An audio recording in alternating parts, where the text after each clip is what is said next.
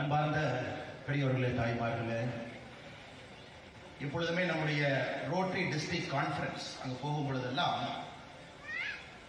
Accumulated leadership, தனித்தனியாக நம்ம பார்ப்பதை விட வாழ்க்கையிலே சாதனை செய்பவர்கள், குறிப்பாக சமுதாயத்திற்கு நம்முடைய வாழ்க்கையை அர்ப்பணித்து நல்ல ஒரு சமுதாயத்தை உருவாக்க வேண்டும் என்று பாடுபடக்கூடியவர்கள்லாம் கான்சென்ட்ரேட்டட் லீடர்ஷிப் ஒரு இடத்துல பார்க்கணும் அப்படின்னாங்க ரோட்டரி டிஸ்ட்ரிக்ட் கான்ஃபரன்ஸ் வரும்போது எப்பொழுதுமே இருக்காது. ஒரு அரசியல் பொதுக்கூட்டம் வேற, ஒரு நார்மல் கூட்டங்கள்ல வேற. It's very distilled wisdom. எல்லாருமே லைஃப்ல ஒரு சர்டன் லெவல் ஆஃப் குவாலிட்டி இருக்கிறவங்க, ஒரு மென்டல் மெச்சூரிட்டி இருக்கிறவங்க, ஒரு ஸ்பிரிச்சுவல் என்லைட்டன்மெண்ட் இருக்கிறவங்க, எல்லாவற்றையும் தாண்டி நான் என்று சொல்வதை விட நாம் என்று சொல்லுகின்ற வார்த்தையை நம்பக்கூடியவர்கள் தான் ரோட்டரியில் அதிகமாக இருப்பாங்க. அதனால் இது ஒரு எப்பொழுதுமே ஒரு பெரிய பாக்கியமாக நான் கருதுவேன். ஒரு முறை ரோட்டரி வந்து பேசக்கூடிய வாய்ப்பு கிடைக்கும் பொழுதெல்லாம் அதை தட்டி கழிக்காம ஆர்வமாக அதை பற்றி கொண்டு வந்து மேடையில் நிற்பதற்கு பெருமைப்பட்டுக் கொள்வேன். அதுபோல் இதுவும் ஒரு மேடை. ரங்கோலி 2025 நம்முடைய ரோட்டரி டிஸ்ட்ரிக்ட் கான்ஃபரன்ஸ், கிட்டத்தட்ட 100க்கும் மேற்பட்ட ரோட்டரி கிளப் எல்லோரும் இணைந்து நடத்தக்கூடிய நிகழ்வு. மிக முக்கியமாக இந்த டிஸ்ட்ரிக்ட் கவர்னராக பணி செய்து கொண்டிருக்கக்கூடிய ரோட்டரியன் ஐயா மதிப்பு மிகுந்த டாக்டர் எஸ் சுரேஷ் பாபு அவர்கள், அவருடைய ஃபர்ஸ்ட் லேடி இந்த பீரியட்ல மேடம் ஷீலா சுரேஷ் பாபு அவர்கள், டிஸ்ட்ரிக்ட் 3203. அதே போல இந்த கான்ஃபரன்ஸுடைய சேர்மனாக இருக்கக்கூடிய ஐயா ஏஎஸ் சிவபாலன் அவர்கள், ரோட்டரி திருப்பூர் சவுத் பிரசிடென்ட் மோகன சுந்தரம் ஐயா அவர்கள், district general secretary advocate Jayaraman அவர்கள், மேடையிலே அமர்ந்திருக்கக்கூடிய எல்லா முக்கியமானவர்கள் என்னோட எல்லாமே ஐயா மேடையில் இருக்கிறாங்க. சுரேஷ் பாபு ஐயா இருக்கிறாங்க, சிவபாலன் அவர்கள், ஜெகநாதன் அவர்கள், ஆண்டவர் ராமசாமி ஐயா இருக்கிறாங்க. அதே போல நம்முடைய ராகுல் குமார் கோடி அவங்க இருக்கிறாங்க. நான் பெரிதும் மதிக்கக்கூடிய, பார்த்து எப்பொழுதும் வியந்து பார்க்கக்கூடிய மனிதர்களோடாக இருக்கக்கூடிய ஐயா கிருஷ்ணராஜ் வானவராயா அவர்கள் முன்னிறுத்தியில் இருக்கிறாங்க. மிக அற்புதமாக பேசிவிட்டு அமர்ந்திருக்கிறார்கள். அவருக்கும் என்னுடைய வணக்கத்தை தெரிவித்துக் கொள்கின்றேன். பல கருப்பையா ஐயா வந்தாலே ஒரு ஃபயர் இருக்கும். இன்னைக்கு கோயம்புத்தூர் வந்திருக்கிறாங்க. அற்புதமாக பேசக்கூடியவர்கள். எந்த தலைப்பாக இருந்தாலும், அரசியலாக இருக்கட்டும், ஆன்மீகமாக இருக்கட்டும், எதாக இருந்தாலும் பிச்சு உதவிடுவாங்க. இன்னைக்கு ஐயா பலதரை பெயரில் கரெக்டாக தேர்ந்தெடுத்து ரோட்டரி மீட்டிங் கூப்பிட்டுருக்கிறீங்க. ஐயா அவர்களுக்கும் என்னுடைய வணக்கத்தை தெரிவித்துக் கொள்கின்றேன். பாஸ்ட் டிஸ்ட்ரிக்ட் கவர்னர் அட்வொகேட் வல்லம்தாஸ் அவர்கள், டாக்டர் முருகானந்தம் அவர்கள், நாராயணசுவாமி அவர்கள், டாக்டர் சகாதேவன் அவர்கள், ஜார்ஜ் சுந்தர்ராஜ் அவர்கள், சிவசங்கரன் அவர்கள், ஏவிபி கார்த்திகேயன் அவர்கள், அட்வொகேட் சண்முக சுந்தரம் அவர்கள், இளங்குமரன் அவர்கள், சுந்தர்ராஜ் அவர்களுக்கும் என்னுடைய வணக்கத்தை தெரிவித்துக் கொண்டு, ஃபியூச்சர் கவர்னர்ஸாக நம் முன்பு இருக்கக்கூடிய தனசேகர் அவர்கள், பூபதி அவர்கள், விஜய் சந்திரன் அவர்கள் எல்லோருக்கும் இந்த நேரத்தில் என்னுடைய காலை வணக்கத்தை உண்டாக்கிக் கொள்கின்றேன். அன்பு சொந்தங்களே, எனக்கு கொடுத்திருக்கக்கூடிய தலைப்பு இன்டெகிரிட்டி இன் லீடர்ஷிப். முதல்ல அது பேச வேண்டிய கட்டாயம் பாருங்க.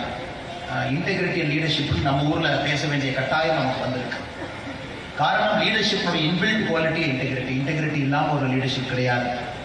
ஒரு தலைமை பண்புல நேர்மை என்பது கலந்திருந்தால் மட்டும்தான் அது தலைமை பண்பு.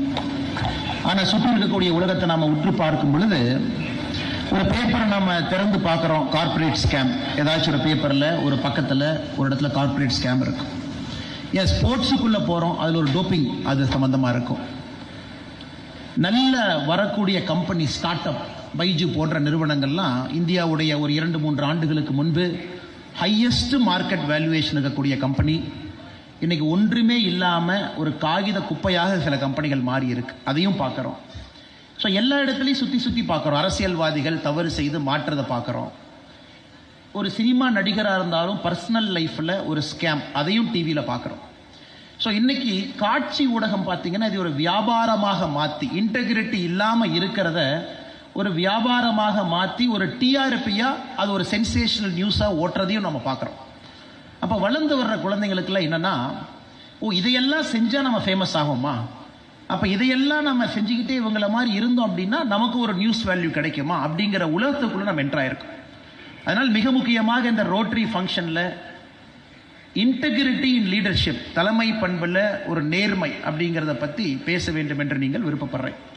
இது பேசுவதற்கு முதல்ல எனக்கு தகுதி இருக்கான்னு தெரியல, இருந்தும் அழைத்திருக்கின்றீர்கள். எனக்கு தெரிஞ்ச சில வார்த்தைகளை உங்கள் முன்பு சொல்ல வேண்டும் என்பது என்னுடைய ஆசை.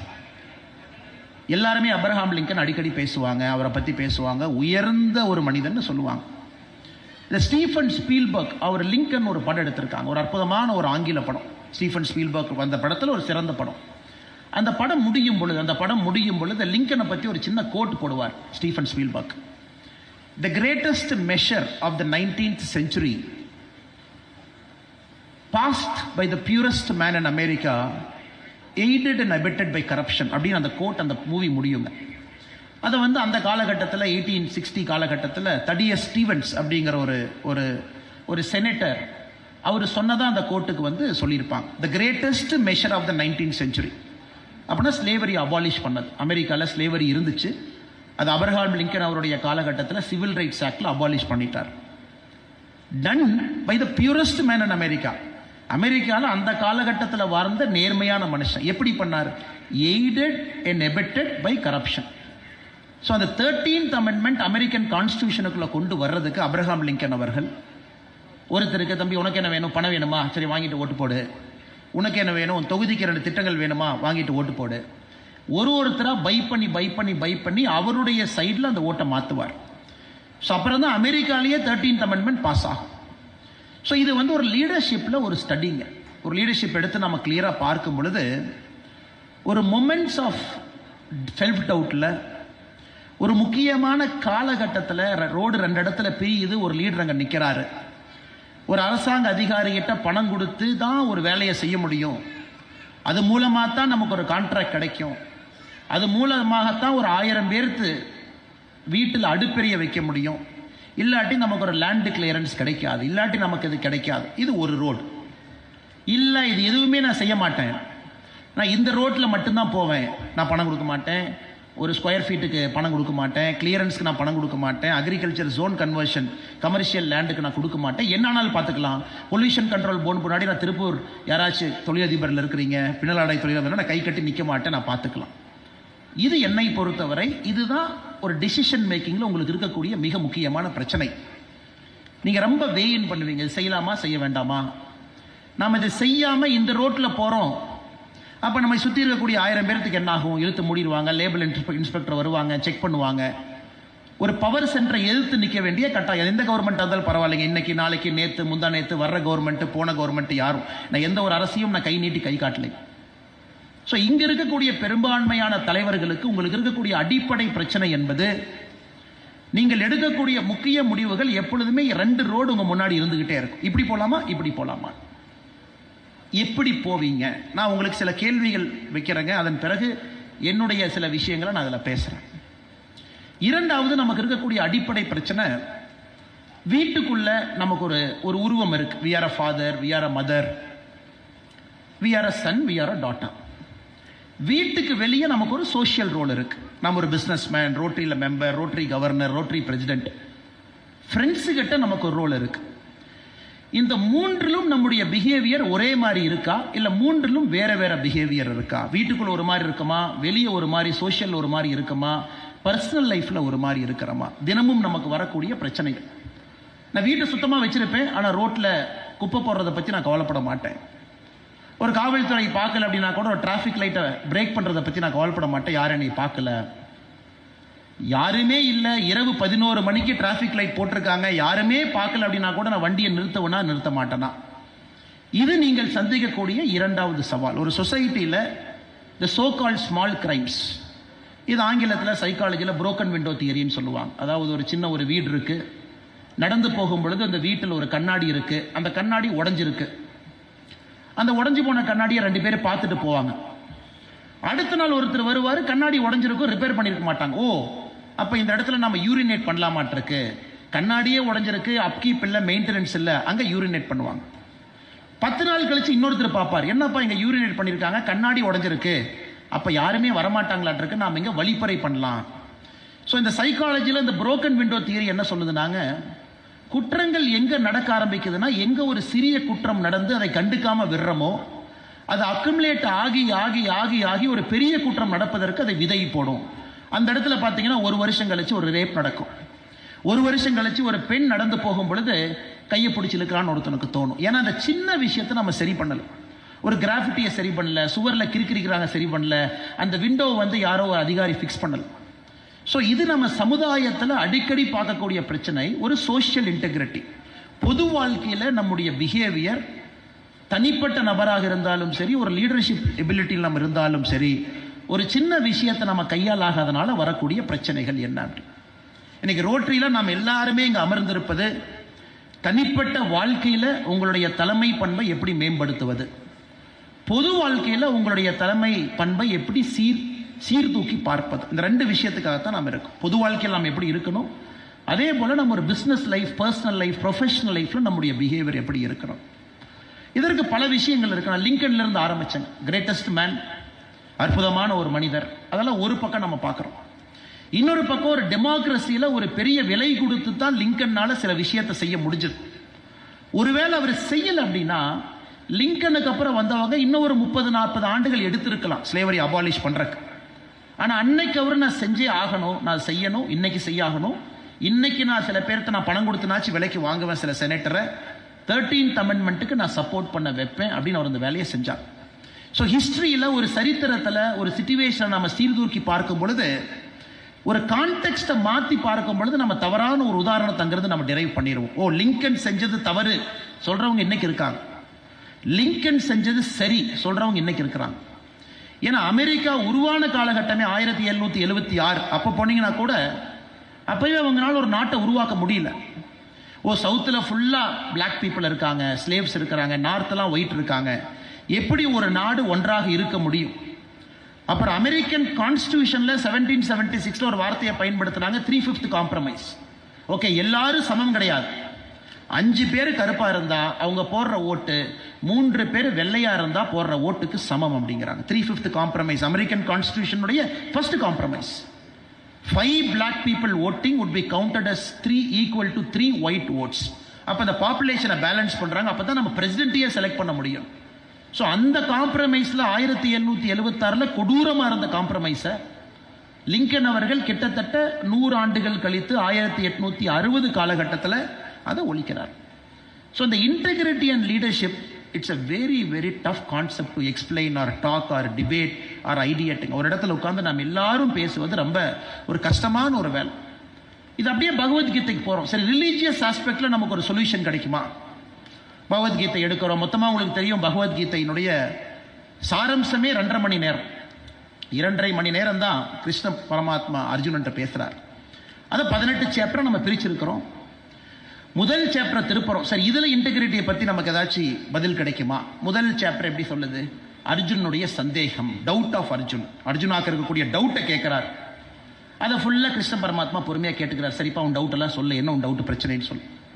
அப்படி 2வது சாப்டருக்குள்ள எட்டி பார்க்குறோம். சரி, 2வது சாப்டர்ல என்ன சொல்றாங்க அப்படி. 2வது சாப்டர்ல யோக கலையை பிரித்து பார்க்குறோம். ஓகே, ஞானக்கலை, நாலேஜ், ஒரு நாலேஜ் நமக்கு அக்குமுலேட் ஆனால் அதிலிருந்து நமக்கு ஒரு செல்ஃப் டவுட் போயிருமா? 3வது சாப்டருக்கு போகிறோம், கர்ம யோகத்தை பற்றி போகிறோம். ஓகே, கர்மா ஒர்க்கில் நம்ம உள்ள இருந்தோம்னா செல்ஃப் டவுட் போயிருமான்னு. ஒரு 18 சாப்டர் 2.5 மணி நேரம் கீதோபச்சாரம் நடக்குது. கிருஷ்ணர் அர்ஜுனனுக்கு பேசுகிறாங்க. முழுமையாக உள்வாங்கி, இன்னைக்கு நாமாச்சும் ஒரு குரு வச்சு கற்றுக்கிறோம் அப்படின்னா நம்ம குறைந்தபட்சம் 400-500 மணி நேரம் ஒரு ஸ்லோகத்தை எடுத்து படித்து அதில் நம்ம டிஸ்டில்டு விஸ்டத்தை தொலாவறோம். இதில் நமக்கு இன்டெகிரிட்டி கிடைக்குமா? Can you find something in spiritual knowledge?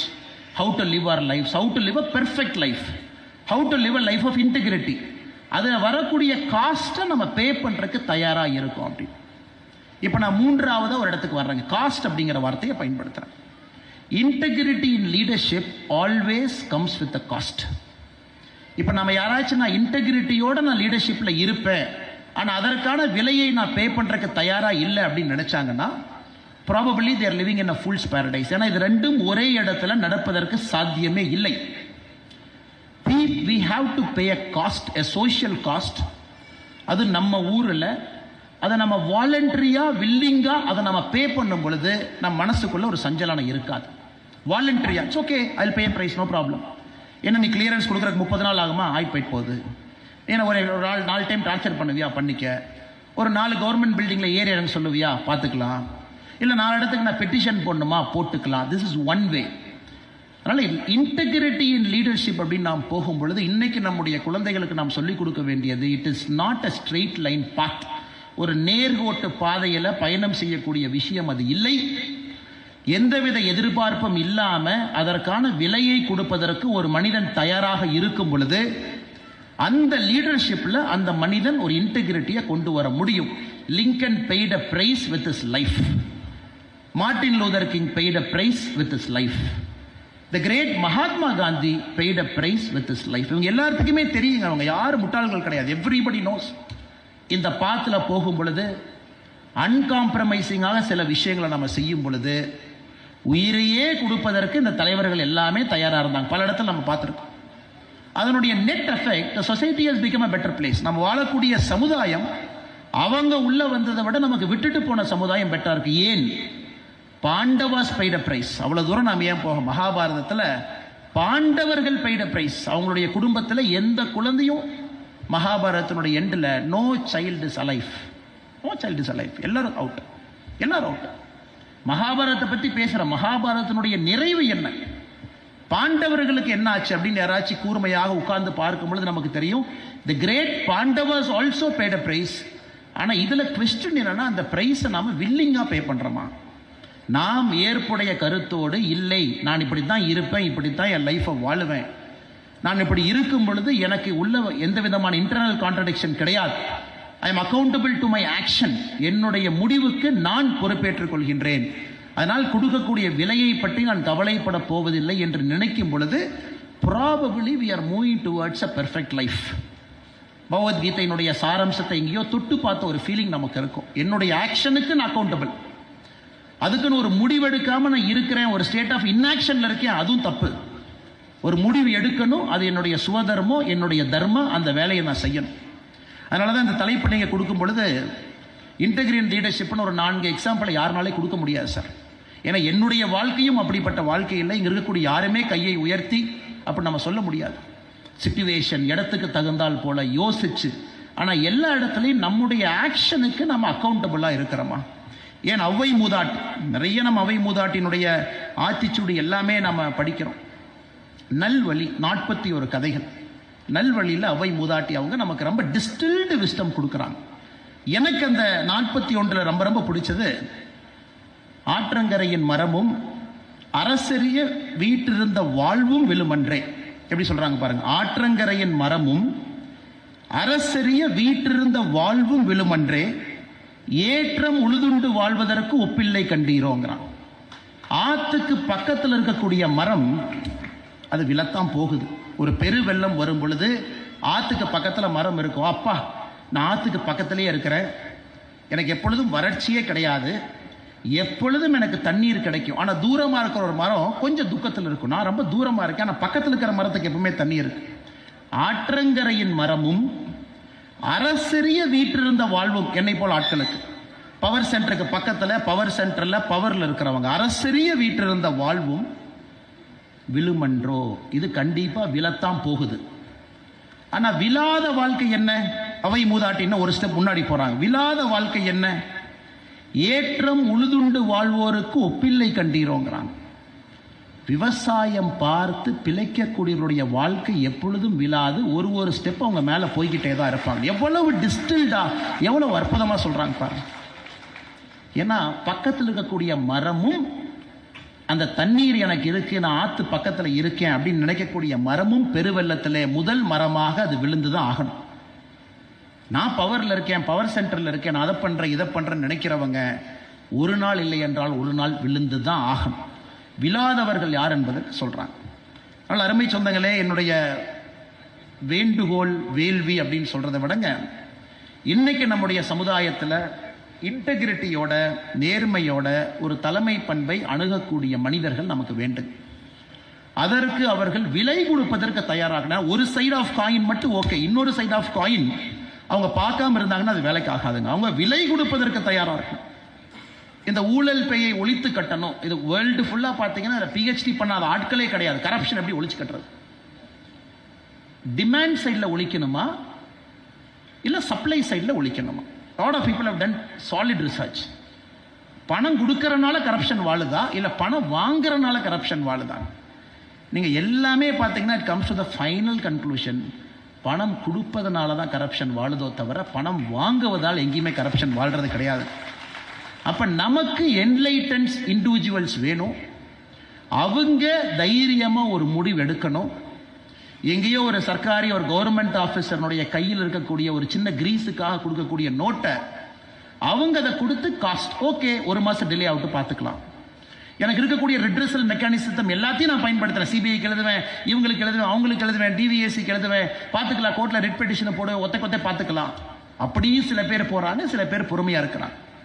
அது செய்யும் பொழுது மட்டும்தான் என்னை பொறுத்தவரை இந்த ஊழல் என்கின்ற பேய் நம்முடைய நாட்டிலிருந்து அடிச்சு துரத்த முடியுங்க. இல்லாட்டி அது வாய்ப்பே இல்லை. இந்த பேய் வேற வேற ரூபத்தில் திரும்ப திரும்ப நமக்குள்ள வரும். அது ரோட்டரியில் இருக்கிறவங்க முடிவெடுக்கலைன்னா வேற யார் முடிவெடுக்க முடியுங்க? Only you can make a decision. ஏன்னா நீங்க நார்மல் பிசினஸ் பீப்புள் கிடையாது. டாக்டர், இன்ஜினியர், அட்வொகேட் எல்லாருமே இங்க இருக்கிறீங்க. அதை தாண்டி you have a public spiritedness. அதையெல்லாம் தாண்டி உங்கள்கிட்ட ஒரு பப்ளிக் ஸ்பிரிட்டட்னஸ் இருக்கு. நான் என்று சொல்வதை விட நாம் என்று பார்க்கிறேன். அந்த ஒரே காரணத்தினால மட்டும்தான் நீங்க ரோட்டரியில் இணைறீங்க. வாரத்துக்கு ஒரு நாள் திங்கக்கிழமையோ செவ்வாய்க்கிழமையோ உங்க ரோட்டரி மீட்டிங்க்கு போறீங்க, நேரம் கொடுக்குறீங்க. வாலண்டியர் ரோட்டரி கவர்னர் 3 வருஷம் எந்த வேலையும் செய்ய முடியாது. உங்களுக்கு தெரியும், 3 வருஷம் இதே ஒரு கிளப்பாக போகணும், எல்லா மீட்டிங்லையும் இருக்கணும், எல்லா ப்ராஜெக்ட்லையும் இருக்கணும், அம்மாவும் கூட இருக்கணும். அதே போல் ரோட்டரியினுடைய பிரசிடெண்ட்டாக இருக்கிறாங்க, இதே தாங்க. ஏன்னா நான் போகிற உடுப்பிலாம் நான் ஹானரி ரோட்டரி மெம்பராக கொடுப்பாங்க. இந்த மீட்டிங்கெல்லாம் போய் அப்பப்போ உட்காரும். இவ்வளவு வேலைக்கு சிரமத்தில் நீங்கள் நேரமும் கொடுக்குறீங்க ரோட்டரிக்கு அப்படின்னா உங்களுக்கு அந்த பப்ளிக் ஸ்பிரிட்டட்னஸ் இல்லை என்றால் உங்களால் அந்த வேலையை செய்ய முடியாது. அதனால் லெட் அஸ் மேக் இட் வர்த். நாம் செய்யக்கூடிய அந்த நேரத்தை லெட் அஸ் மேக் இட் வர்த். அதனால் ரோட்டரியில் இவ்வளவு கிளப், இவ்வளவு பேர், இவ்வளவு மெம்பர்ஸ், தமிழ்நாட்டில் நீங்க மட்டும் நான் ஒரு நேர்மையான பாதையில் பயணிப்பேன் என்று நீங்கள் முடிவெடுத்துட்டீங்கன்னா உங்களை சுற்றி இருக்கக்கூடியவர்கள் மாற ஆரம்பிப்பாங்க. Your relatives, your neighbours, your friends, your colleagues எல்லாருமே கொஞ்சம் கொஞ்சம். ஆனால் யாருமே தெரிஞ்சு தப்பு பண்றது இல்லைங்க. It is a problem. All of us are trying to find a solution. Technology மூலமா அதை கட்டுக்குள்ள கொண்டு வந்துடலாமா? ஆன்லைன் டிரான்ஸ்பரன்சி சட்டம் சில ஸ்டேட்ஸ் பாருங்க, சக்கால ஆக்ட்னு கொண்டு வந்திருக்காங்க. தமிழ்நாட்டில் அது இல்லை. சரிப்பா, ஏன் லஞ்சம் வாங்குறாங்க? ஏதோ ஒரு ஆஃபீஸ்க்கு பொதுமக்கள் போற நேரத்தில் லஞ்சம் கொடுக்குறாங்க. நம்ம ஆஃபீஸ்க்கே போக வேண்டாம், ஒரு சட்டத்தை கொண்டு வந்துருவோம். எல்லாமே online, digital signature, birth certificate digital signature, death certificate digital signature. ஆஃபீஸ்க்கே போக வேண்டாம், டிரைவிங் லைசன்ஸ் போயிட்டு வந்துருங்க, பெர்மிட் கூட போடணுமா போட்டோ எடுத்து அனுப்பிச்சிருங்க, நாங்கள் வீட்டுக்கு வந்து வேணா செக் பண்றோம். இன்னைக்கு எத்தனையோ மாநில அரசுகள் சக்காலா அப்படிங்கிற சட்டத்தை கொண்டு வர்றாங்க. ஒரு சர்வீஸ் கேரண்டி. 30 நாள்ல உங்களுக்கு நாங்கள் பர்த் சர்டிஃபிகேட் கொடுக்கலையா, அரசு உங்களுக்கு தினமும் 100 ரூபா பெனால்ட்டி கொடுக்கும். எங்க? கர்நாடகாவில், பஞ்சாப்ல. நீங்க பர்த் சர்டிஃபிகேட் அப்ளை பண்ணிட்டீங்க, 30 நாள் ஆச்சு, நான் உங்களுக்கு டிஜிட்டல் சிக்னேச்சர் போட்டு உங்களுக்கு நான் அனுப்பல அப்படின்னா மாநில அரசு நான் உங்களுக்கு 100 ரூபா 31வது நாள்ல இருந்து போடுவேன். அது 15 நாள் தாண்டோடனே அரசு அதிகாரியினுடைய சம்பளத்திலிருந்து நான் பிடிக்க ஆரம்பிப்பேன். சட்டம் இருக்கு. ஆனா பிரச்சனை என்ன, அதே அரசு அதிகாரிகள் தான் இம்ப்ளிமெண்ட் பண்றாங்க. அவன் 31st டே ஒரு கொயரி போடுவான். இல்ல நீங்க போட்ட அப்ளிகேஷன்ல கொஞ்சம் பிரச்சனை இருக்கு, அதுக்கு ஒரு கொயரி போட்டு கொஞ்சம் அந்த டேட்டாவை நீங்க கரெக்ட் பண்ணி கொடுக்க முடியுமா? என்னால முடியல. எப்படியாச்சும் சட்டம் இருந்தாலும் நேரில் நீங்க வந்து பார்க்கணும். அந்த அப்ளிகேஷன் இருக்கக்கூடிய குறைபாடு ரெக்டிஃபை பண்ண வருவீங்களா? ஏன்னா நானும் அரசில் இருந்தனால இதெல்லாம் நான் பார்த்துருக்கிறேன். அதனால ஒரு பக்கம் அரசு போராடுறாங்க, நல்லவங்க அரசாங்கத்தில் இருக்கிறாங்க, முயற்சி எடுக்கிறாங்க, டிரான்ஸ்பரன்சி கொண்டு வர்றாங்க, ஆன்லைன் சிஸ்டம் கொண்டு வந்தாலும் அடிப்படை the human mind is winning over a government system. ஒரு மனிதனுடைய மனது ஒரு அரசாங்கத்தினுடைய சட்டத்திட்டத்தை ஓவர் கம் பண்றதுக்கு தயாராக இருக்கும் பொழுது நாம் சரியாக இருந்தால் ஒரு மாற்றம் வரும் என்கின்ற நம்பிக்கை எனக்கு உறுதியா இருக்குதுங்க. அது ரோட்டரியில நிச்சயமாக நாம் அதை செய்து காட்ட வேண்டும் என்பது என்னுடைய நம்பிக்கை. இதனுடைய முதல் பகுதி. இப்ப இரண்டாவது பகுதி, இப்படி நம்முடைய ஐயா அவருடைய வாழ்க்கையிலிருந்து பேசினாங்களோ, இப்ப நம்முடைய எல்லா வாழ்க்கையிலையும் சிறிய சிறிய விஷயங்களை நம்ம பார்க்கிறோம், ரொம்ப கான்சியஸா பார்க்கிறோம். என்னைக்கு நமக்கு ஸ்பிரிச்சுவாலிட்டி தேவை இருந்ததோ இல்லையோ, இன்னைக்கு ஆன்மீகம் நமக்கு தேவை என்பதை நான் உறுதியாக அறுதியாக நான் கருதுகின்றேன். ஆன்மீகம் நமக்கு தேவை. உடனே ஆன்மீகம்னு சொன்னா நம்ம ரிலீஜியன் ஒரு கன்ஃபியூஷன் பண்ணி போய்க்கிறாங்க. அது நம்முடைய பழக்க வழக்கம். நாம் எப்படி வேணாலும் சாமி கும்பிட்டுக்கலாம், எங்க வேணாலும் போகலாம், கோயிலுக்கு போறவங்க போகலாம், மாஸ்க் போறவங்க போகலாம், சர்ச்சுக்கு போறது போகலாம். That's one part. But spirituality ஏன் வேணும்னாங்க, எனக்கு spirituality is getting sucked out of our life. ஆன்மீகம் நம்முடைய அடிப்படை வாழ்க்கையிலிருந்து வெளியே போக ஆரம்பிச்சிருச்சு. ஆன்மீகம் வெளியே போக ஆரம்பிச்சனால சரி எது தப்பு எது நமக்கு தெரியறது இல்லை. ரோட்ல பாத்தீங்கன்னா தைரியமா ரோட்ல வந்து வண்டியில போறவங்களை நிறுத்தி அருவாள் எடுத்துட்டு வந்து தலையை வெட்டி எடுத்துட்டு போறோம். இதெல்லாம் முதலா பார்க்கிறோம். அதாவது தவறு செய்பவர்களுக்கு எது சரி எது தப்பு அப்படிங்கிற ஸ்டேஜ் எல்லாம் அவங்க தாண்டிட்டாங்க. அவங்களே பனிஷ்மெண்ட் கொடுக்கணும்னு நினைக்கிறாங்க. ஜாதி கலவரம் 20 வருஷத்துக்கு முன்னாடி என் தலையை வெட்டினா இன்னைக்கு நான் வெட்டினேன். டெய்லியும் பேப்பரை திருப்பி பாருங்க, இது இருக்கு. குழந்தைகள் ஸ்கூலுக்கு போறாங்க, நமக்கு பயமா இருக்கு. ஸ்கூல்ல நல்லா பார்த்துக்குவாங்களா, ட்ரக்ஸ் எல்லாம் கரெக்டாக எதுவும் இல்லாமல் இருக்குமா, ஏதோ டார்க் வெப்லாம் சொல்கிறாங்க. இன்றைக்கி ஏதோ அமேசானுக்கு பதிலாக டார்க் வெப்பில் போய் நம்ம கூகுள் சர்ச் பண்ணி நாம் ட்ரக் வேணும்னு ஆர்டர் பண்ணால் நெதர்லாண்ட்ஸ்லேருந்து பேக்கேஜ் ஆகி, ஃபின்லாண்ட்லேருந்து பேக்கேஜ் ஆகி இன்னொரு ப்ராடக்ட் கோடில் அது வந்து வீட்டுக்கு டெலிவரி ஆகுது. பயம். இன்னைக்கு நாம் வளர்த்துன நம்முடைய குழந்தைகளுடைய புத்தகப்பையை செக் பண்ணி பார்க்குற அளவுக்கு மனசு பதறுது. அது குழந்தைகள் இல்லாத நேரமாக பார்த்து பேகை ஓப்பன் பண்ணி பார்க்குறோம், பைக்குள்ள ஏதாச்சும் இருக்குதா, இல்லை ஃப்ரெண்ட்ஸ் எல்லாம் யாரு. இதற்கெல்லாம் அடிப்படை காரணம் எங்க இருக்குன்னு நீங்க யோசிச்சு பாருங்க. வீட்டுக்குள்ள ஒரு செல்ஃப் டவுட், ஸ்கூலுக்கு போற குழந்தைகள் மேல நமக்கு ஒரு சந்தேகம், சுற்றி இருக்கக்கூடிய இடத்துல பிரச்சனை, ரோட்டில் கூட பாதுகாப்பாக இருக்க வேண்டிய ரோடு வார வாரம் எடுத்துங்க, தோட்டமா எடுத்துங்க, காடு எடுத்துங்க, கொங்கு பகுதி எடுத்துங்க. நான் சொல்றதெல்லாம் பேப்பர்ல நீங்க பார்க்கக்கூடிய செய்திகள். கொடூரமான கொலைகள் ரோட்டில், அப்படி இதெல்லாம் எப்பவுமே பார்க்காத விஷயத்தை பார்க்குறோம். இதற்கு காரணம் என்னன்னு யோசிங்க. ஒரு பக்கம் சட்டம் ஒழுங்கு சரியில்லை அப்படின்னு அரசியல் காரணத்துக்கு சில பேர் சொல்லலாம், உண்மை இருக்கலாம், இல்லாமல் இருக்கலாம். இது அதற்கான சபை கிடையாதுங்க பேசுறதுக்கு. ஆனால் மிக முக்கிய காரணம், ஆன்மீகம் என்கின்ற வார்த்தை நம்முடைய அடிப்படை தத்துவத்திலிருந்து நழுவி எங்கேயோ போயிருச்சுங்க. ஒரு வீட்டுக்குள்ள ஒரு ஆன்மீக பார்வை கிடையாது, இயற்கையோடு ஒத்து போறதில்லை, தப்பு சரி அப்படின்னு பேசுறதில்ல, குழந்தைகளுக்கு நாம் அதை சொல்லிக் கொடுக்கறதில்ல. எப்பவோ இருந்த மாரல் சயின்ஸ் சப்ஜெக்டும் காணாம போய் அதெல்லாம் 6வதுலேருந்து 7வதுக்கு ஷிஃப்ட் ஆகி 8வதுக்கு ஷிஃப்ட் ஆகி இன்னைக்கு அடிப்படை பாட புத்தகத்தில் மாரல் சயின்ஸ் அப்படிங்கிற ஒரு சின்ன ஒரு பேஜ் கூட கிடையாது. செக்குலர் எஜுகேஷன் அப்படிங்கிற பேரில் செக்குலர் எஜுகேஷனை எல்லா இடத்துலையும் சொல்லிக் கொடுக்க ஆரம்பிச்சோம். எந்த மதத்தை பற்றி பேசக்கூடாது, யாரை பற்றி பேசக்கூடாது, செக்குலராக இருக்கணும் அப்படிங்கிற இடத்துல வந்து நிற்கிறோம். அதனால் இந்த முறை நமக்கு ஒரு என்லைட்டன் லீடர்ஷிப் வித் இன்டெகிரிட்டி நம்ம பேசும் பொழுது, ஒரு ஸ்பிரிச்சுவாலிட்டி, ஆன்மீகம் என்பது அதற்கு அடிப்படை என்பது என்னுடைய ஒரு தாழ்மையான ஒரு கருத்து. அது அடிப்படை. ஆன்மீகம் நமக்கு இருக்கும் பொழுது மட்டும்தான், எந்த சாமியை கும்பிட்டாலும், எந்த கடவுளை கும்பிட்டாலும், எந்த மதமாக இருந்தாலும், அடிப்படை ஆன்மீகம் என்பது இருக்கும் பொழுது நமக்கு சொந்தமாக ஒரு தவறு சரி அப்படிங்கிற ஒரு பயம் வரும் பொழுது, அதை சமுதாயத்தில் நம்ம கொண்டு வரும் பொழுது சமுதாயத்தில் நிச்சயமாக ஒரு மாற்றம் வரும். அதனால் நாம முயற்சி எடுக்கணும். நம்முடைய அலுவலகமாக இருந்தால், நம்ம நடத்துகிற கம்பெனியாக இருந்தாலும், இஸ்லாமிய நடத்துறீங்களா, ஒரு பூஜை போட்டு நடத்துங்க, இஸ்லாமிய முறைப்படி அங்கே ஒன்று இருக்கட்டும். கிறிஸ்தவர்கள் நடத்துறீங்களா, கிறிஸ்து முறைப்படி அங்கே ஒன்று பண்ணுங்க. ஹிந்துக்களா இருக்கிறீங்களா, ஹிந்து முறைப்படி அந்த அலுவலகத்தில் ஒன்று பண்ணுங்க. ஸ்பிரிச்சுவாலிட்டி ஆஃபீஸ்க்குள்ள முதல்ல கொண்டு வர பாருங்க அப்படிங்கிறது என்னுடைய தாழ்மையான கருத்து. ஒரு ஆயுத பூஜைக்கு நான் செய்யறேன், இல்லை நான் தீபாவளிக்கு நான் செஞ்சேன், அதை தாண்டி தினமும் செய்ய முடியுமா? தினமும் பகவத்கீதையினுடைய ஒரு ஸ்லோகத்தை அலுவலகத்தில் நம்முடைய ஸ்டாஃப் எல்லாம் காலையில் அசம்பிள் ஆயிருக்கும் பொழுது ஒரு ஸ்லோகத்தை சொல்லி காலையில் விளக்கத்தை சொல்லி ஆரம்பிக்கலாமா? இல்லை குரான்ல இருந்து ஹதீஸ்ல இருந்து ஒரு விஷயத்தை நம்ம பேசி இஸ்லாமிய சொந்தங்கள் யாராச்சும் இருக்கீங்கன்னா ஆரம்பிக்கலாமா? இல்லை பைபிள்ல இருந்து ஒரு வார்த்தையை சொல்லி அது அலுவலகமாக இருந்தால் அதை ஆரம்பிக்கலாமா? இதை செய்ய வேண்டிய கட்டாயம் நமக்கு வந்துருச்சு சார். இன்னைக்கு வந்துருச்சு. காலையில் 10 நிமிஷம், அது அலுவலகமாக இருக்கட்டும், அது ஸ்கூலாக இருக்கட்டும், அது காலேஜாக இருக்கட்டும், அதில் நம்ம சொல்லிக் கொடுக்கக்கூடிய நற்பண்புகள். ஏன்னா சமுதாயத்தில் அதை தாண்டி வேற வாய்ப்பு இல்லை சார். நீங்கள் யூடியூப் ஆரம்பிங்க, எல்லாம் அல்காரிதம். யூடியூப்பை நீங்கள் 3 டைம் இப்படி ஸ்க்ரோல் பண்ணிட்டீங்கன்னா அல்காரிதம் பிக் பண்ணிக்கும். என்ன பார்க்குறீங்களோ அந்த வீடியோ மட்டும்தான் உங்களுக்கு திரும்ப வரும். புதுசாக எந்த வீடியோ உங்களுக்கு வராது. அரசியலாக உங்களுக்கு ஒரு கட்சி பிடிக்கும், ஒரு தலைவர் பிடிக்கும், அவர் ஒரு 4 டைம் வீடியோ கேட்டுட்டீங்கன்னா அவங்கள தவிர எந்த ஒரு புது வீடியோ உங்கள் ஃபீல்டில் எட்டியே பார்க்காது.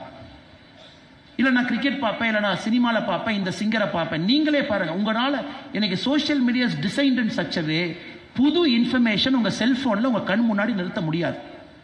ஃபேஸ்புக் அவங்களுடைய ஆனுவல் ரிப்போர்ட்டை பாருங்கள், நாஸ்டாக்கு அவங்க சப்மிட் பண்ணுற ஆனுவல் ரிப்போர்ட் எடுத்து பாருங்கள். ஒரு ஃபேஸ்புக்கினுடைய நம்முடைய டேட்டாவில் எவ்வளவு பணம் அவன் சம்பாதிக்கிறான், பேர் அக்கௌண்ட் எவ்வளவு பணம் ஆவரேஜாக சம்பாதிக்கிறான், எந்த அளவுக்கு ஃபேஸ்புக் போகிறாங்கன்னா, நீங்கள் ஸ்க்ரோல் பண்ண ஸ்பீடு என்ன, ஒரு போஸ்ட்டை கிளிக் பண்ணி எவ்வளோ நேரம் பார்க்குறீங்க, எந்த ஆங்கிளில் ஸ்க்ரோல் பண்ணுறீங்க, அது அல்காரிதமுக்குள்ள ஒரு வேல்யூவாக எடுத்து அந்த ஃபீட் உங்களுக்கு நுழைக்கிறான். இன்ஸ்டாகிராம் இதே தான்.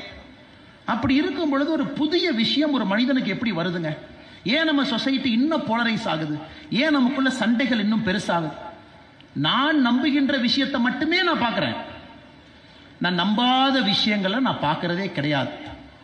அப்படி இருக்கும் பொழுது ஒரு விஷயத்தை நம்புறவன் இன்னும் ஆழமா நம்புறான், ஒரு விஷயத்தை நம்பாதவங்க இன்னும் ஆழமா நம்பாம இருக்காங்க. அப்படி இருக்கும் பொழுது நடுநிலையாளர்கள் சமுதாயத்தில் குறைந்து கொண்டிருக்கின்றார்கள். the so called people in the middle அவங்க குறைஞ்சிக்கிட்டே இருக்காங்க. because society is getting polarized. எல்லா விஷயத்திலையும் சண்டை. அதற்காகத்தான் என்னுடைய தாழ்மையான கருத்து, ஆன்மீகத்தை நம்ம கொண்டு வரணும். ஏன்னா உங்களுக்கு டெக்னாலஜி உங்களை கட்டி போட்டு வச்சிருக்கு, சோஷியல் மீடியா கட்டி போட்டு வச்சிருக்கு. புதுசாக எந்த விஷயத்தையும் உங்களால் பார்க்க முடியாது. Because all the feed is algorithm driven. அப்போ புதிய விஷயங்கள் எப்போ பார்ப்பீங்க? சோகால் நியூட்ரலிட்டி எப்போ நமக்கு வரும்? அதனால் நம்முடைய இடத்துல factory, work space, personal space எதாக இருந்தாலும் ஒரு ஸ்பிரிச்சுவல் ஆங்கிளில் நீங்கள் கொண்டு வரும் பொழுது நிச்சயமாக அதன் மூலமாக ஒரு இன்டெகிரிட்டி, ஒரு செல்ஃப் என்லைட்டன்மெண்ட் நம்முடைய தலைமை பண்புக்கு உறுதியாக வரும் என்று நான் நம்புகின்றேன். கொடுக்கப்பட்ட 30 நிமிஷம் 30வது நிமிஷத்தில் எட்டி பார்த்துட்டாங்க. இது ஒரு மிகப்பெரிய ஒரு ஃபோரம். 100 கிளப்லேருந்து வந்திருக்காங்க அப்படின்னா ஒரு கிளப்புக்கு சராசரியாக 150 மெம்பர்ஸ், சராசரியாக 150 மெம்பர்ஸ் எடுத்துக்கிட்டா கூட 50 to 100, 75 எடுத்துக்கலாம் சார். 75 எடுத்துக்கிட்டா கூட 7500 பேர்த்த நேரடியாக இம்பேக்ட் செய்யக்கூடிய ஒரு கான்ஃபரன்ஸ். அந்த மெம்பர்ஸ் வாட்ஸ்அப்பில், சோஷியல் மீடியாவில் அவங்க ஒரு 10 பேர்த்துக்கு ஃபார்வர்ட் பண்ணுறாங்கன்னா ஒரு 75000 பேர். அந்த வந்த 10 பேர் அவங்க ஒரு 10 பேர்த்துக்கு ஃபார்வர்ட் பண்ணுறாங்கன்னா ஒன்றுமே இல்லாமல் 5 லட்சம் பேர்த்த சாதாரணமாக இந்த கான்ஃபரன்ஸ் தொடும். இந்த கான்ஃபரன்ஸுடைய கருத்துக்கள், இதில் பேசிய விஷயங்கள் சாதாரணமாக 5 லட்சம் பேர்த்த தொடக்கூடிய வல்லமை உங்களுக்கு இருக்குது. நல்ல விஷயங்களை பேசுவோம், நல்ல விஷயங்களை கேட்போம், நல்ல விஷயங்கள்